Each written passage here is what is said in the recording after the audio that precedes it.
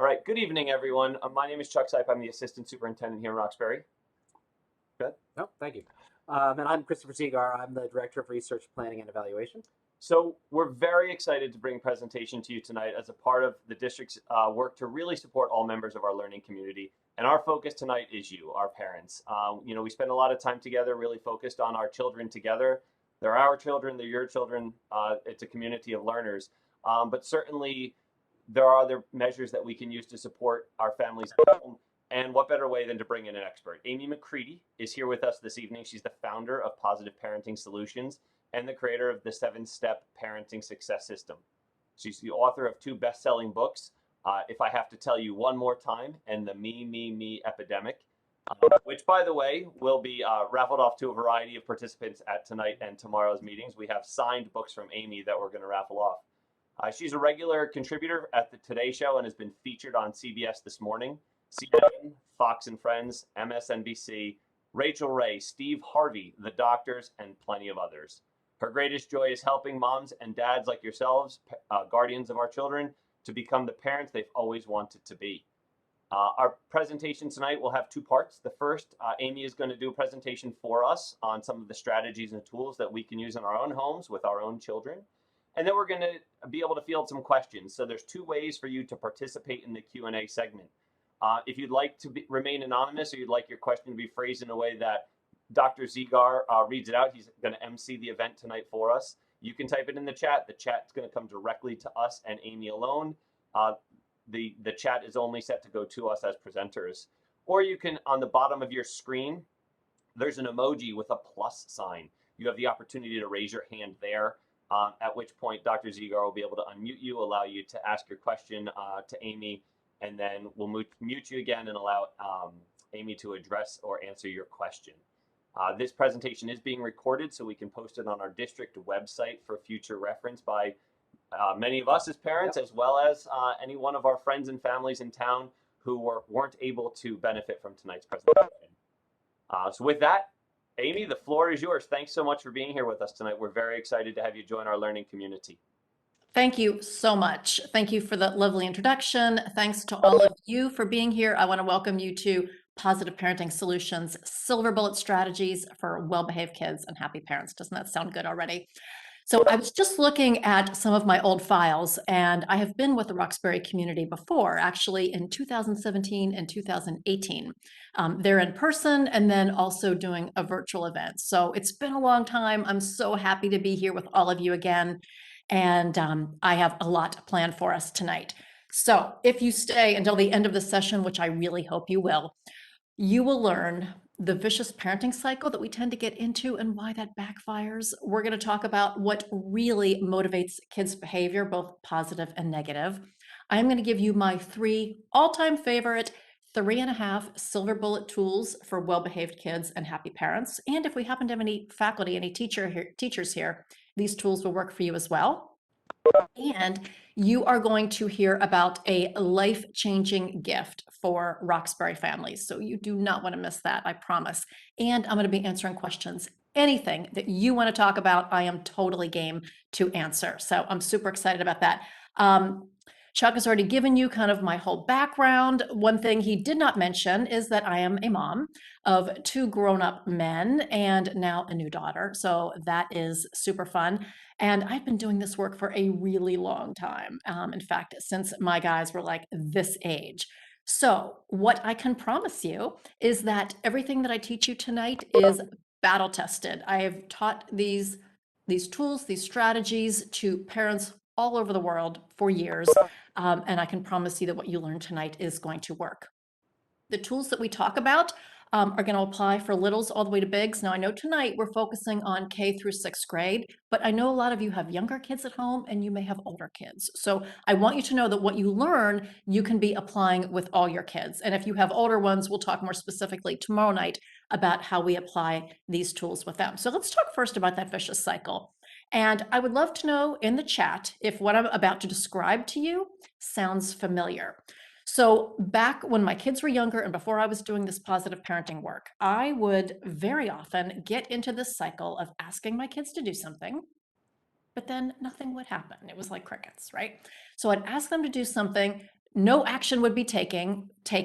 And so then I'd repeat myself, and then I'd give a nice little reminder and repeat and remind a little bit more, repeat, remind, repeat, remind, repeat, remind. And then I'd really get so sick and tired of repeating and reminding that I would totally blow. I would have the big adult tantrum. I'd get frustrated, I'd get angry. And of course, after I had that big adult tantrum, I felt like the worst mom in the world. But then from my kids' perspective, I was the bad guy. So they were the ones who weren't listening, but I am the one who ends up being the bad guy. So I'd love to know in the chat if that resonates at all with you. Does that happen in your family? Now, here's the thing. Once I'd go through that whole repeat, remind, explode cycle, guess what would happen? They would take action, right? The thing that I was reminding them to do all along, they would finally do it. So I'm like, okay, well, maybe that does work. Like I yell, but then they do what I ask them to do. So does that work? And the answer is yes, it does work temporarily, but of course, at what cost? The cost was, from my kids' perspective, I'm totally the bad guy. The anger gets turned on me. And from my perspective, I feel like the worst parent in the world. So it's really not great for anybody. And what I learned had been happening in my house and probably has been happening in yours for years is that we've trained our kids to be parent deaf. And what that means is they really don't have to listen. They really don't have to take action until we yell. And so we find ourselves in this vicious cycle of repeating and reminding and exploding and feeling terrible. And it just like never seems to end. So if you find yourself in that vicious cycle, in these power struggles, I want you to know that it's not you and it's not your kid. The strategies that we are using are just not effective. And what I want to do tonight is teach you tools from our Positive Parenting Solutions toolbox that are going to be effective in bringing out the very best in your kids' behavior and bringing out the best in you, because I want you to go to bed every night feeling proud of the way you handled things with your kids. So if that sounds good, tell me in the chat. So let's talk about what really motivates kids' behavior, positive and negative, because that will lead us to which tools we want to use for which situations. So positive and negative behavior, why is that happening? So everything that I teach to parents in our online training program and that I'm going to teach you tonight comes from the foundations of Adlerian psychology and positive discipline. And what we know from Adlerian psychology is that once a child's physical needs are met, they have two primary hardwired emotional needs. And those emotional needs are that of belonging and significance. And so when I talk about belonging, that means the child needs to feel emotionally connected to the most important people. So you as the parent, to the siblings, even in the classroom, the child must feel connected to the teacher and the peers. It's just the way that we are all wired as human beings. In addition, the child also needs to feel very secure about their place in the family constellation, like where he fits in with the siblings and the parents and everything else. If you have more than one child, you probably noticed a change in the oldest child's behavior when the second child comes into the family, right? There's that change in the family constellation and his world gets rocked a bit, right? So he needs to feel secure about where he fits in that social group, if you will. The child's primary social group is the family. And he has to have sufficient positive attention. Again, it's just the way that we're all wired. So that was belonging. Now, when I talk about significance, what that means from the child's perspective is I am capable, I make a difference, I contribute in meaningful ways, and I have some agency over my own world. I have some influence over what happens to me. I have some control, age appropriately, over what happens in my life. I have a sense of personal power. And again, these needs are hardwired, they're non-negotiable, there's no getting around them. Now, I could talk about belonging and significance all day long, but for purposes of our time tonight, I want to kind of simplify that into two general buckets, and we're going to call those the attention and the power bucket. So let's think first about the attention bucket. We all spend a lot of time with our kids, right? Especially for those of us have been working from home, we're with our kids a lot. But I want you to think about your day, morning to evening. And how much of your day is spent multitasking? Whether you're doing other things around the house, you're mentally thinking about your to-do list, you're trying to get your work done that you're supposed to be doing from home, you're dealing with the other siblings, you are multitasking constantly as a parent. And so what that means is the child, even though we're with them, he's not necessarily getting that one-on-one positive attention that he wants. And here's the problem. When that happens, your kid is not going to come up to you and say, "Hey, Dad, you know what? I'm feeling like my attention bucket is kind of depleted. And it seems to me like you're multitasking a lot, like you're looking at your phone or you're doing something else. And I don't feel like I have your full attention. And so, what I would like to propose is X, Y, and Z, right? They don't even realize that's what they need, and they certainly can't articulate that. However, our behavior, or excuse me, their behavior does give us an indication of what's happening, right? So, particularly for your younger ones, you'll have the whining and the clinginess. You will have kids who act helpless, like doing their homework. They need you to help them. You have to sit at the table with them. You know they're perfectly capable, but they're feigning helplessness. Getting dressed, they need you to help. Maybe it is demanding your attention in inappropriate ways or inappropriate times, like when you're trying to get your work done. Maybe they drag out the bedtime routine forever with 85 requests.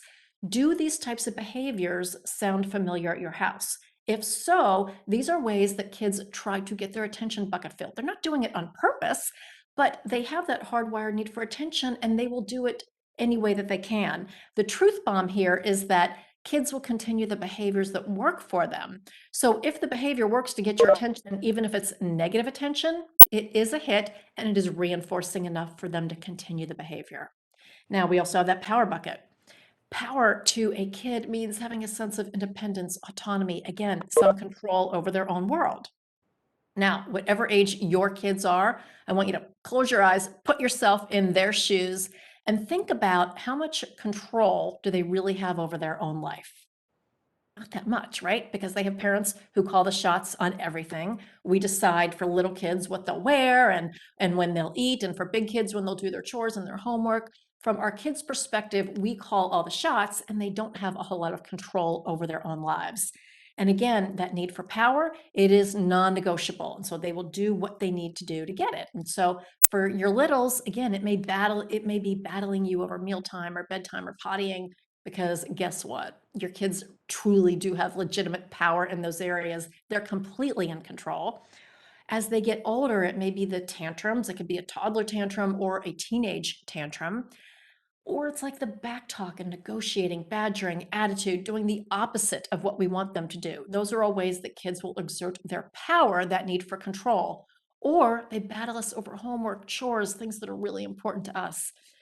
And here's the other kicker when it comes to power. The more invested that we are in those things like homework and chores, the more power our kids have. And then we end up in that same old cycle of power struggles. So, what I want to do is talk about 3.5 silver bullet tools that are going to help you get out of those power struggles so you have well behaved kids and you are happy parents. So, let's talk about the first one. It comes from step 1 of our 7-step parenting success system, and it is going to directly help you fill that child's attention and power bucket. And I will promise you that within a day or two of using just this one tool, you are going to see fewer attention-seeking behaviors, less sibling fighting, fewer power struggles, better cooperation and a willingness to help out, and happier attitudes. So again, I'd love to know in the chat if that sounds good to you. You guys aren't chatting with me much. I really need to know if we're tracking. So I'd love to see your comments in the chat if you don't mind. All right, so the first tool that we're going to talk about is called Mind, Body, and Soul Time. I always tell our students, if you only do one thing of all the things that I teach you, let it be it, because it's the one that's going to make the biggest difference. So first I'm going to define Mind, Body, and Soul Time, and then we'll talk about how to implement it. Mind, Body, and Soul Time is one-on-one time. So this is one parent and one child. Your partner isn't around, the other siblings aren't around, there is nothing else to distract you. It's one parent and one child where you are fully present and emotionally available. So your phone is nowhere in sight. You are 100% focused on this child during Mind, Body, and Soul Time. And you're doing what the child likes to do. Because think about life as a kid, all right? 99% of that kid's day is adult directed, either parent or teacher. Very few times during the day does that kid get to call the shots on what he is going to do. And so that's the beauty of mind, body, and soul time. He gets to call the shots, and it only has to take 10 or 15 minutes. Now, I also am going to ask you to label your mind, body, and soul time. So I call it mind, body, and soul time because it reminds us to be fully present in mind, body, and soul. But you may call it Daddy and Sophie time, Mommy and Jalen time, whatever you call it. But you are going to label mind, body, and soul time. And for those of you who have olders, we're going to be doing mind, body, and soul time with them as well. The greatest thing about mind, body, and soul time is it gives them the biggest dose of positive attention, the kind they really want, and a huge dose of positive power. And the prescription for mind, body, and soul time is 1 time a day with each child. Now, as you're all like gasping at home, I know what you're thinking, but Amy, I don't have 10 minutes. I am so busy already. But I promise you this, you're already spending the 10 minutes on the nonsense behaviors, on the refusing to cooperate, on the repeating and reminding 100 times, on the backtalk and the badgering and the negotiating and all of the nonsense that you're dealing with right now. You're already spending that time. I'm asking you to front load that time. All right, so what I was saying is that you're already spending all of that time on the nonsense. So mind, body, and soul time is an investment in good behavior. And what will happen is as you start doing mind, body, and soul time, you'll see the attention-seeking behaviors just start to fall off the radar screen. You will see the sibling rivalry, fighting, and competition fall off the radar because so much of that sibling rivalry and fighting is about competition for your attention. So it's going to make a huge difference there. You are also going to see an increase in cooperation and your kids being willing to help out. You're going to see an increase in respect that they show for you. You're going to see an improvement in attitudes, yours and theirs, by the way. The communication is going to be easier and lighter and not so many power struggles. And for those of you who have kids who struggle with big emotions, regulating big emotions, we use mind, body, and soul time really therapeutically because it is so helpful in helping kids regulate their emotions. So I promise you the payoff is there. Now, I don't want you to feel overwhelmed by this because I know you're already busy in your life. So I want to give you a quick start guide for mind, body, and soul time. So first, I want you to realistically decide when you can do mind, body, and soul time with each kid. For one kid, it may be in the morning before school. Another one, it might be after school. And for one, it might be at bedtime. Totally cool. But bring kids into the brainstorming process and tell them, you know, our family time is awesome, but we're going to do this new thing that is just going to be one-on-one, and you just kind of explain how mind, body, and soul time works, and then ask them, so help me guys, help me figure out when we can fit this into our schedule. And you know, it might look different on Tuesday nights and Thursday nights because you have evening activities or whatever, and that's okay. The schedule can be different during the week, but you bring them into the process and make them part of it. And then you're going to build mind, body, and soul time into your daily routines. Because if you just wait to find time for mind, body, and soul time, it'll never happen. We have to build it into the routines. So again, those times may vary throughout the week. That's okay, but it's part of your routine. And I want you to post your mind, body, and soul time schedule on the refrigerator, either in pictures or words, depending on your kids, on the age of your kids, because you know anything that's on the refrigerator is super important. So it'll remind your kids how important this is, and it's going to hold you all accountable. So super important. Now, you also want to determine your mind, body, and soul time ground rules. So I'm going to give you a few ideas. You don't have to use these, but it's simply a jumping off point. So your ground rules for mind, body, and soul time might be, well, this one I definitely want you to do. And that is, we always do mind, body, and soul time. So I want you to think about mind, body, and soul time as a business meeting. So we had this webinar scheduled at 6 p.m. I wouldn't just not show up.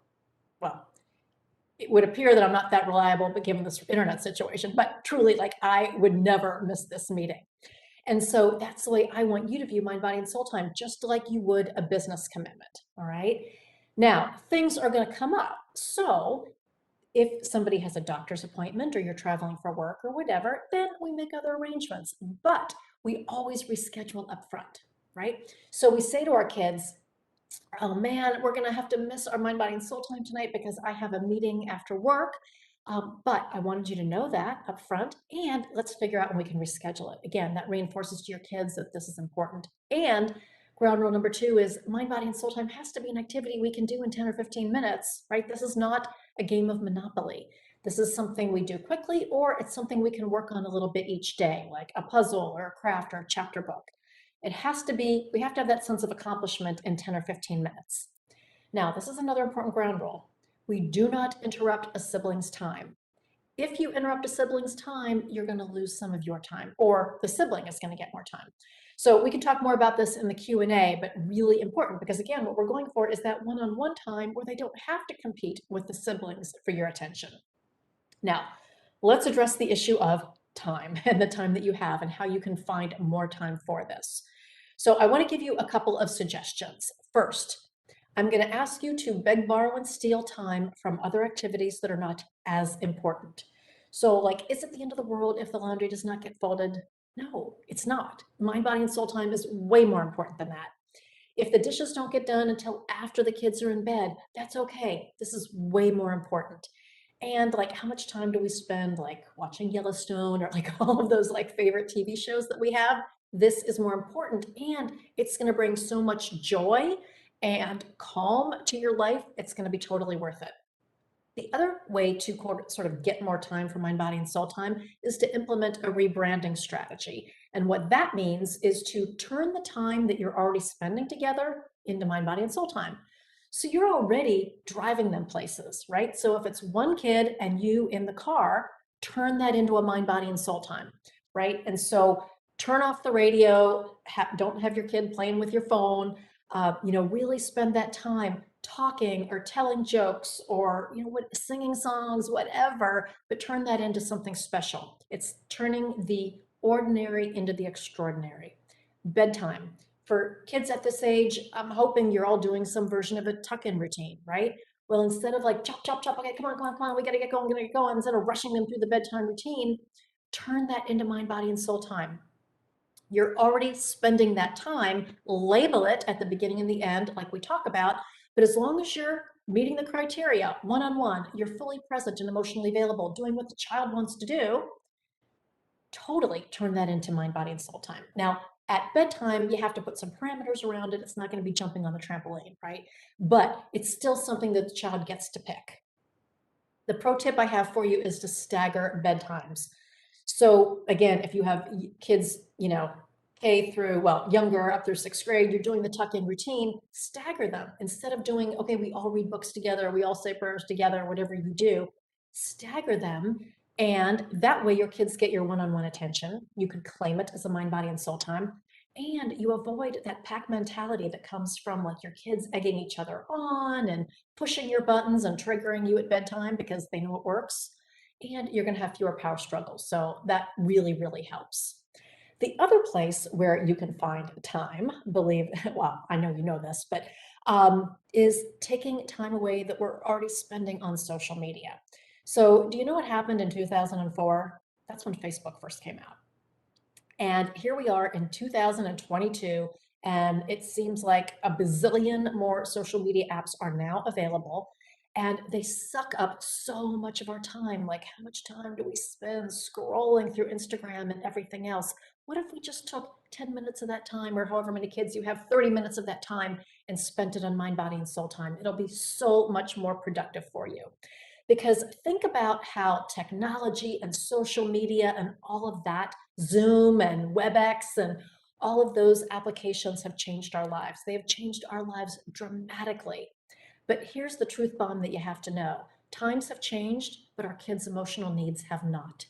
And so if we are not doing those basics, filling their attention bucket and power bucket in positive ways, we're gonna pay for it. We are gonna spend that time one way or another. It's up to us to decide how we wanna spend it, positively or negatively, dealing with all the misbehavior. Again, the payoff to you is gonna be almost immediate. Within the first couple of days, you're gonna start seeing results.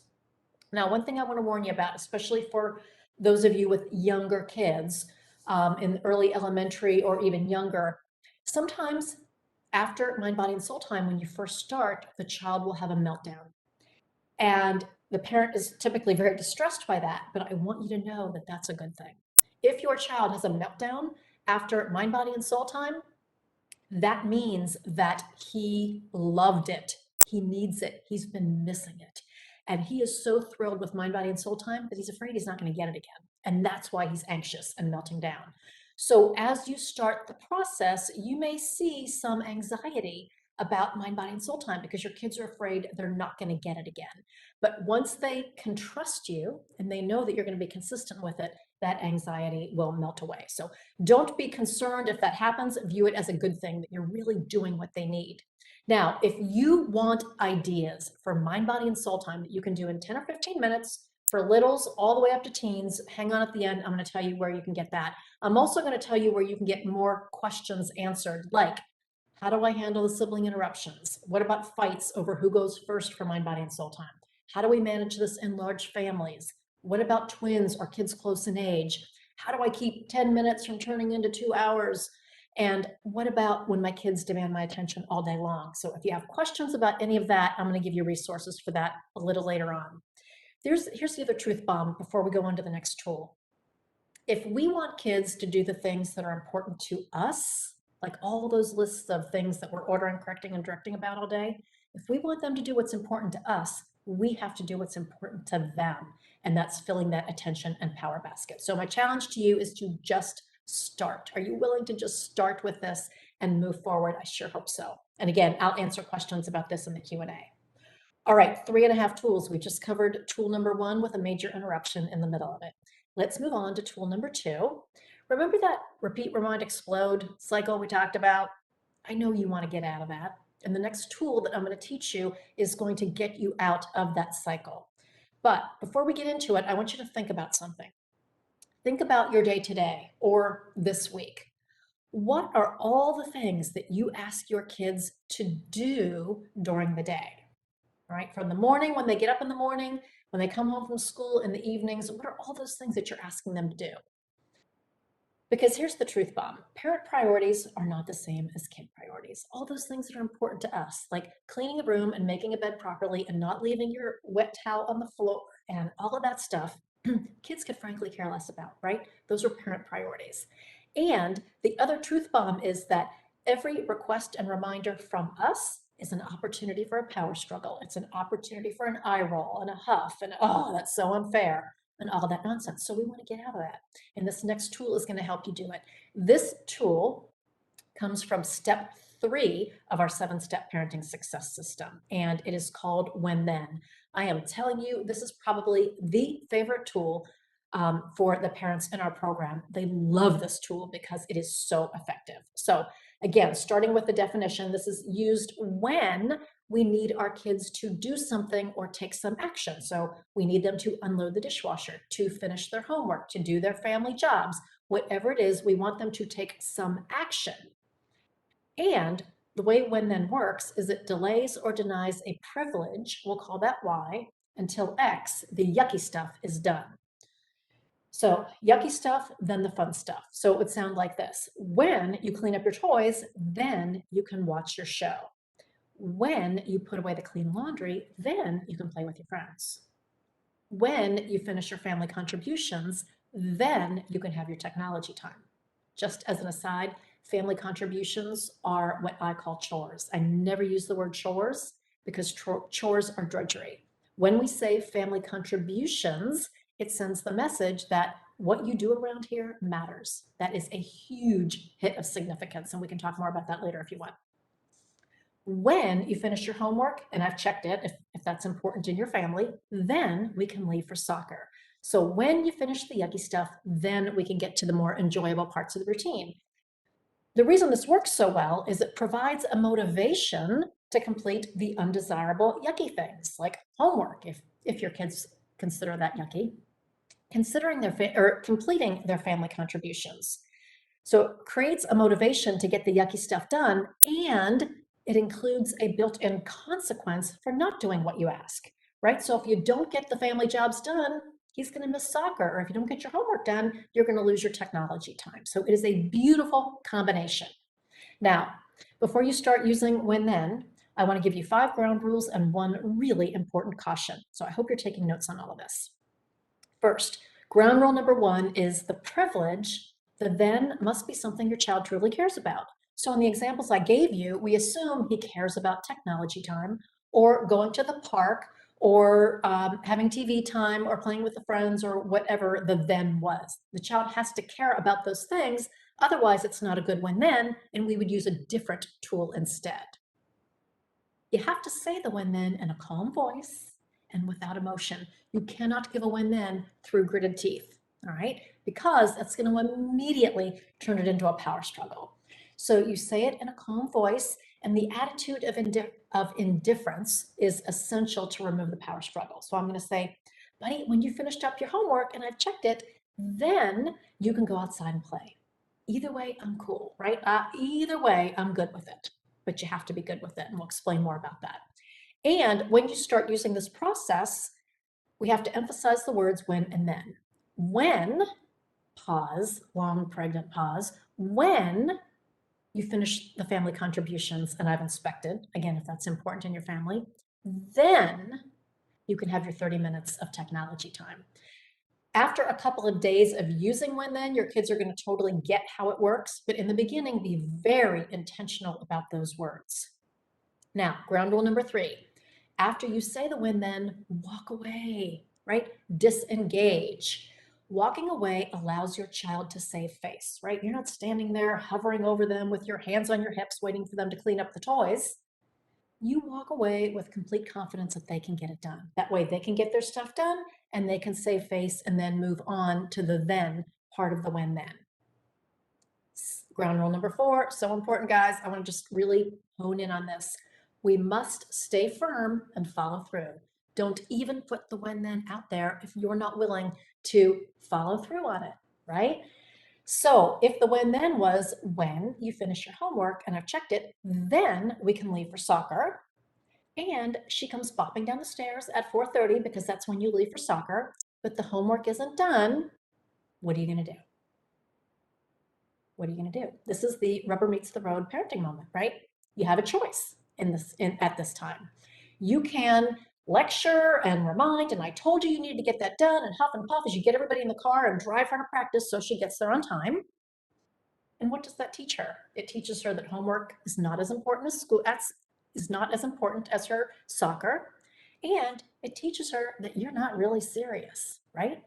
Or you can stay firm in your when then and say, sweetie, when you are done with your homework, then we will leave for soccer. And then what happens? She may be late for soccer. She may miss practice altogether. And that's really hard because for you as the parent, you know that you've paid good money for her to participate in challenge soccer, right? You know the coach is waiting for her. Her teammates are expecting her. And let's be honest, you don't want to be a slacker parent, right? But think about the lessons that she learns from this. If she misses soccer or she is late for practice, she's going to have to go and have that conversation with the coach. You're not going to do that, right? If the kid's old enough to play soccer, he or she is old enough to go have this conversation with the coach. Why would we ever deprive our kids of this important learning opportunity? That's the beauty of when then is it teaches life lessons. It teaches our kids responsibility. It teaches them a sense of consequentiality. And everybody is worried about our kids being entitled, and that is a true concern, right? Kids who are entitled don't understand consequentiality, right? Because parents protect them from those life lessons. I'm asking you to not do that, all right? But I want to give you a pro tip. Bring teachers and coaches into the loop. Right? Tell the soccer coach, we're working on some new training for responsibility. This is how we're handling it. If she's late for practice, or if she misses practice, you know, she's going to be calling you. Please back me up on this. Same thing with the teachers. We're working on some personal responsibility on homework. And, you know, the teacher should not let the kid off the hook. They ought to have kind of a stern conversation with them, right? So this is not like a one-off, once in a lifetime situation. These are ongoing patterns of behavior. And so that's why we need to be doing this training and responsibility with our when-then routines, and then bring the teachers and coaches into the loop. I've never met a teacher or a coach who would not back up a parent on something as important as teaching personal responsibility. Ground rule number 5, Avoid repeating and reminding, right? Say it once and then walk away. Now, maybe the first week when you're starting to do this, you may have to repeat it one more time calmly without emotion and then disengage. They may follow you around the house at first, that's okay. But as soon as you start using when then a couple of times, they're going to totally get how it works. All right, so those are your 5 ground rules and a big caution. Here's the caution. This tool is called when then, it's not called if then, right? So think about how this sounds. Amanda, if you clean up your toys, then you can go outside and play. Versus, Amanda, when you cleaned up your toys, then you can go out and play. Do you feel the difference there? Doesn't the if then totally sound like a bribe? Right? Like I have no confidence whatsoever that she's going to pick up those toys, and so that's why I have to bribe her. When then conveys that you have complete faith and confidence that they're going to get that done. And when they do, then they can move on to the more desirable part of their routine. Now, this brings me to an important question that always gets asked. Is when then a reward? Are we dangling a carrot in front of the child to get him to do something that he's supposed to do anyway? And the answer is a big no. We do not advocate the use of rewards. There is a tremendous body of research that proves that when kids are rewarded, we give external rewards for behaviors, it actually diminishes their internal motivation for that behavior. And we can talk about that in the Q&A if we want. So we do not advocate rewards, particularly for things that kids are supposed to do anyway. The difference here is that when then simply controls the order in which a regularly occurred privilege can be enjoyed. So in all the examples I gave you, he already was allowed to have 30 minutes of technology time. He was already allowed to go to the park. That's something we just normally do. He was already allowed to have some TV time. Again, we're just controlling in which order it happens. When you finish the yucky stuff, then you can enjoy the regularly allowed privileges. So I hope that makes sense. And again, I can't see the chat now that I'm on my different laptop situation. So we can answer all these questions that you have at the end. So I want to ask you, do you have a situation in which you can use when then this week? Chris, did you have something for me? No, just nothing. There's nothing new in the chat. Okay, thanks. Yeah, just interrupt me, Chris, if there's any questions that, people are confused about. All right, so do you guys have a situation in which you can use when then this week? I'm hoping you're saying, yes, we totally can do that. All right, remember I said we have 3.5 tools, which sounds kind of weird, but I want to give you the half tool right now. The half tool is, oops, lost my, oh, there we go. My slides were out of order there for a minute. The half tool is called a when then routine. So we talked about when then, and this is a when then routine because we know that kids thrive on routines, right? I cannot tell you how many parents I deal with who say, oh my goodness, my kid is like a total angel in school. She pays attention, she does her work, there's never any back talk, never any resistance. It's a completely different story at home. At home, it's power struggles constantly. Well, there are a number of reasons for that, but one of the big reasons is that at school, your kids have a lot of structure and routine and very clear expectations set for them, right? So if we want to see that same cooperation and easygoing attitude and all of those things at home, we have to create the same kind of structure and routine that our kids have at school. And I have noticed, particularly since the pandemic, routines have kind of gone out the window, right? Like it was really hard when everybody was learning from home, and a lot of families have not gotten back on track with their routines. So I want to help you do that. Now, as we talk about routines, again, you know the concept, the yucky stuff comes before the fun stuff. So that is how we are going to structure our when then routines. Every routine that you have should be in a when then format. So in the morning, when you are dressed, your bed is made, your hair is combed, your backpack and lunchbox are by the door, then we'll have breakfast and then we'll have some special time before you have to leave for the bus, right? After school, when your homework is completed, and I've checked it if necessary, you've completed your family jobs and had some outside time, then you could have your 30 minutes of technology time before bed. When You've had your pajamas on, teeth are brushed and flossed, you have your clothes picked out for the morning, then we'll have stories and snuggles until lights out time, right? All of your routines, whether you have littles or bigs, should always be in a win-then format. And let me tell you, my friends, if you allow technology in your home of any type, iPad, old school TV, computer time, games, any of that, you must always leverage it in a win-then routine. Technology should never be allowed willy-nilly, right? Or as a babysitter. It's always as part of a win-then routine. When you complete XYZ, then you can have your normally allotted technology time. It'll reduce so many power struggles in your home, you can't even believe it.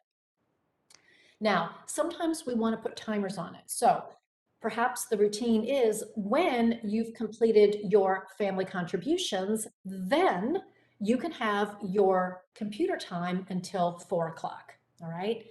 Now, setting a timer to show how much time is left is really helpful. And because I had to leave my office and come into another office, I don't have my little timer, but it looks just like this one on the screen. I love these visual timers. What we don't want to use, guys, is a countdown timer, right? A countdown timer that is on your phone or your microwave, completely useless, right? Because kids can't conceptualize that countdown timer, right? They have to be able to see time. Even for older kids, they have to, like a digital timer shows 1 moment in time. It doesn't show the relationship of time. So really, really important there. All right, the cool thing about when then is the routine becomes the boss, so you don't have to. If you have strong-willed kids, routines are your guardrails for that, right? The routine becomes the guardrails to their power, and it is a tool that you must start using. Now, the question always comes up, what if I use when then and he still doesn't do what I ask? Well, then we have to get a little bit more consequential, right? And so I'm gonna, well, either a little more consequential or one of the other many tools from our toolbox.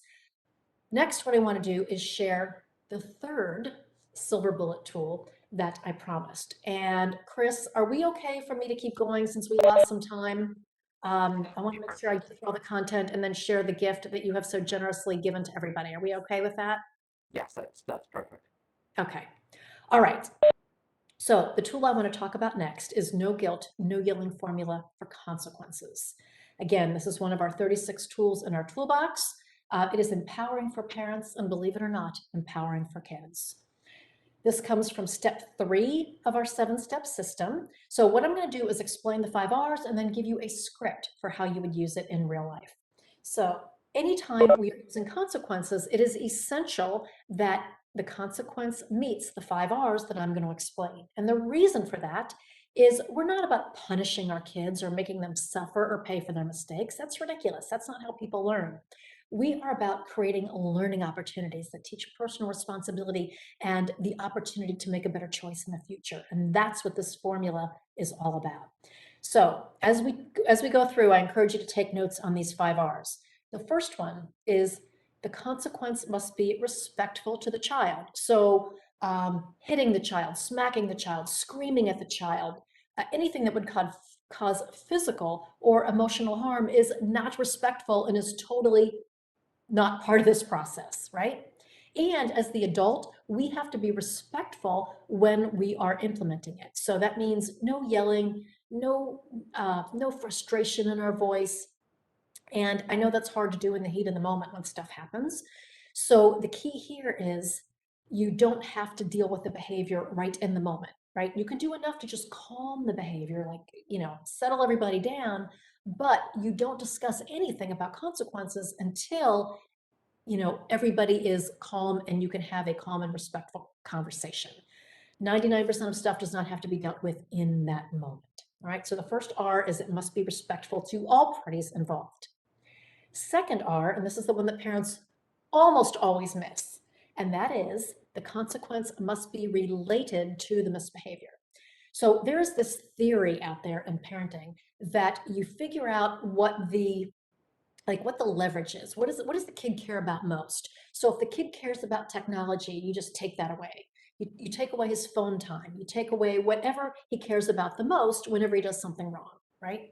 Because that's supposed to change his behavior. Well, that doesn't work at all because parents find themselves taking away that thing, whatever it is, over and over again, and the behavior is still happening. And then What becomes more important to the kid is the power struggle with a parent, right? Finally, he's like, I don't care about the stupid phone. I don't care about the stupid iPad. Fine. The power struggle with a parent becomes more important, right? So we want to make sure that the consequence is related to that particular misbehavior because we want an actual learning event to take place. So as an example, elementary age kids, if they're refusing to wear a bike helmet, the consequence is they don't get to ride their bike. If you refuse to brush your teeth, well, then the related consequence is we don't get to have sweets and goldfish and crackers and Gatorade and ice cream and all that stuff that could turn to sugar on your teeth. Because here's the deal. I can't force you to brush your teeth, at least not without a power struggle, right? What am I gonna do? Put him in a headlock and force that toothbrush in his mouth? That makes no sense. So, buddy, I can't force you to brush your teeth. However, if you choose not to, then we're going to have to change your diet. And anything that turns to sugar on your teeth is going to be off limits, right? And I will promise you that after a day or two of strictly vegetables and protein, that child will be brushing his teeth with no fussing about it at all. It totally works. Older kids, if you miss curfew, well, then you're going to lose the opportunity to go out this weekend with your friends. It's related to the behavior at hand. Now, let's go back to that example of technology again, because it's such a big issue in so many families. So the kids are playing on their devices. I tell them it's time to get off, and it's like, I just talk to the wall, right? Nobody's listening to me. And I have that big, mom tantrum again. I blow. Guys, how many times do I have to tell you about the technology? That's it. We are not going to the skating party this weekend. What? Right? How do you think your kids react to that? You are totally the bad guy. The skating party has absolutely nothing to do with the technology. That is an example of a willy-nilly consequence, right? Where we are just pulling stuff out of the air. It is completely an act of parent desperation, and we have all done it. But it doesn't work, right? The key thing about consequences is your kids don't have to like them, but they have to feel fair. If they feel willy-nilly, if they feel just like it's throwing spaghetti at the wall, it's not going to feel fair to them. That's why it's so important that the consequence be related to the misbehavior. Otherwise, you end up being the bad guy. All the anger gets turned on you, and your child is feeling perfectly justified in her behavior and her attitude. And it is just going to be this vicious cycle that continues itself. Now, I know as you were sitting here, I wish I could see you, but I know you're like, I can't think of a related consequence for this particular situation. If that is the case for you, do not stress, my friends, okay? If you can't think of a related consequence, what that means is that there's probably another tool in our toolbox that is going to be more effective, and I'm going to tell you in just a little bit how you are going to get all the tools, all right? But do not stress about that.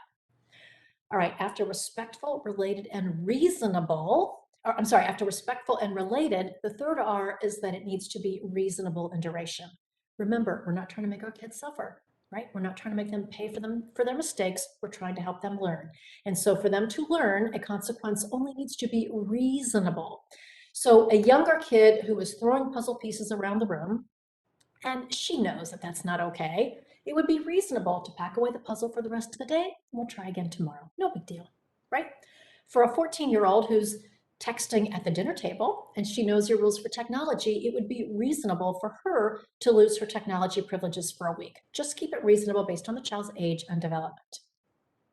Now, if the consequence is not working, there is this tendency for parents to just keep piling on, right? Making it longer, making it more severe.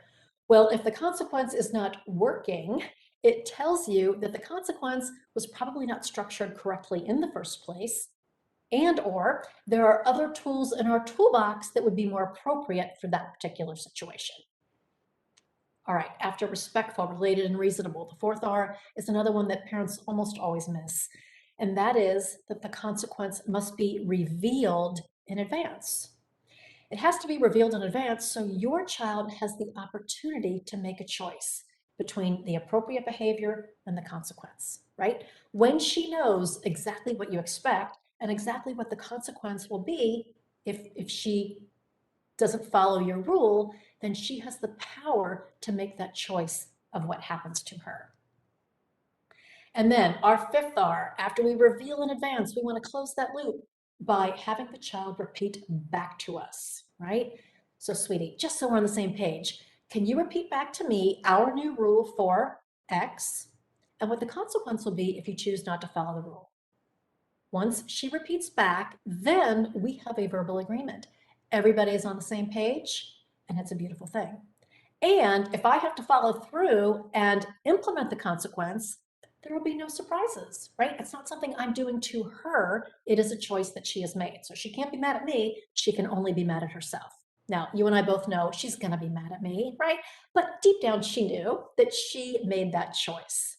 So we have 5 R's for a reason. Anytime you are going to do a consequence, it must meet the 5 R's. So that requires you to do some thinking on it, right? You're not going to do consequences in the heat of the moment. That brings me to another point. Consequences are not for a one-off behavior, right? Anybody can make a mistake, and that if that happens, we talk about it, we do training, we do role play, all that kind of stuff. Consequences are for repeated patterns of behavior, all right? We can talk more about that. All right, I want to quickly give you a script for revealing consequences, and then I want to tell you about how you can get all these tools. So again, I'm going to stay on our technology example because in so many families, again, particularly during the pandemic, the technology use has just gone up through the roof. And most families that I talk to, most parents feel powerless in how to rein that in. And remember that every moment that your child is spending on their technology, they're not spending reading, they're not spending playing outside, exploring, communicating in real life with their friends, like all of those things. So technology is here to stay. We all know that. But you as the parent can rein that in. You have the power to do that, and I'm giving you the tools to make that happen without a lot of power struggle and badgering and negotiating.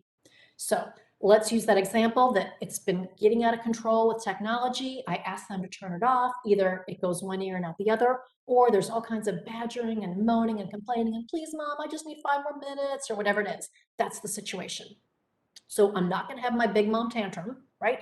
Instead, I'm gonna wait one night until everybody is in a good and happy place. I'm going to be in the proper state of mind, maybe after dinner, and I'm going to bring up this conversation, and it's going to go like this. First, I'm going to let them know what I'm concerned about. And I would say something like, you know what, guys, I've noticed that when you guys are playing on the iPad and I ask you to turn it off, either you ignore my request or there's a lot of mumbling and groaning and complaining about it. And, that's not okay because having an iPad, having technology, having video games, that's a privilege and there are responsibilities that go along with that. So I'm very calm about this. I have a smile on my face. I've noticed, right? When I use those words, I've noticed it's very disarming. I didn't say, you never listen to me, you always ignore me. The minute I start doing that, they're totally shutting down and the power struggle starts, right? So just start the conversation with, I've noticed. Puts us in a very problem-solving state of mind. Once you let them know what you're concerned about, then state the expectation. So guys, in the future, my expectation is that when I ask you to turn off the iPad or the game, whatever, I expect that you're going to turn it off and without any grumbling or groaning or begging for 5 more minutes. Now, I'll give you a 5-minute warning so you can save your game, and you may want to set a timer. Remember that red timer I showed you? You may want to set a timer so you know how long 5 minutes is, because I'm not going to give reminders. I'm not going to give second chances. It's up to you to remember. Now, let me ask you guys, does that feel like a reasonable expectation for the privilege of having technology access? Tell me with a thumbs up if you think that is. I think it's totally reasonable. And I want you to remember that technology is a privilege, right? It is not a right. You are paying for that internet access. You are responsible for their health and safety and emotional well-being. And you putting boundaries around technology is exactly what you're supposed to do as a parent, right? And it's okay if they don't like it. You're still doing your job. All right, so we have set a very reasonable expectation, but I'm not an idiot, right? So I am going to reveal a consequence in advance should they decide to not follow the rules. So I would say, now guys, I am sure we're not going to have any issues with this, but I want to let you know that if I ask you to turn off the game and you ignore me, or there's any fussing or groaning or complaining or moaning, or there's begging me for 5 more minutes, I want to let you know that you're going to lose your technology privileges for the next week or whatever time frame you feel is reasonable for that age child, okay? So where are we at this point? He's now totally informed, right? He knows what I expect and he knows exactly what the consequence will be. But I don't want to stop there. I want to have them repeat back. So guys, just so we're on the same page, can you repeat back to me our new rule for technology and what the consequence will be for not following that rule? Once they repeat back, everybody's on the same page. Now, let me ask you this question, and if I could see you, you'd be nodding your head or telling me whatever, but at this point, who will decide if she gets to keep her video privileges, right? Who decides if she gets to keep the privileges? It's her, right? Based on the choice that she makes. If she follows the rules and turns it off without grumbling and groaning or complaining or begging for 5 more minutes, awesome, everybody's cool, and she gets to keep her video privileges.